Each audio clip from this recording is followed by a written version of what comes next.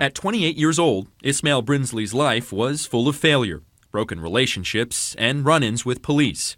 Career criminal, a troubled individual with a clearly, deeply emotionally troubled past. After bouncing from address to address as a teen, he leaves a New Jersey high school in 10th grade and drifts, according to the New York Times. Traces of his troubles over the years are found in police reports that spread from Georgia to Ohio. In the last 10 years, Brinsley is arrested at least 19 times. In a 2013 police incident report in Brooklyn, New York, Brinsley assaults his 5 months pregnant ex-girlfriend. The perp put his hand on the victim's forehead, the report says, and hit the victim on the head with his head. In another report from 2011, Brinsley opens fire on a woman's car. He later flees, only to be arrested and charged for the crime. The list of police reports goes on and on, from probation violations to petty crimes to terroristic threats. Brinsley's behavior over the years, nothing short of erratic. In 2011, Brinsley confirms to a judge that he had once been a patient at a mental hospital. He had tried to commit suicide about a year ago. We got that from family members. Raising the question, how does a man with a history of mental issues get his hand on a gun?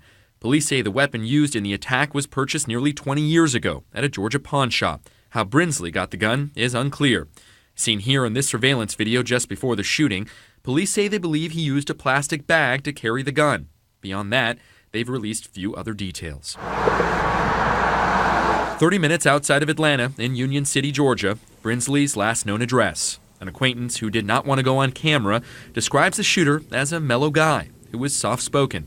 A far different description of the man who posted this in one of his final messages on Instagram. "I'm putting wings on pigs today," he wrote. "They take one of ours. Let's take two of theirs."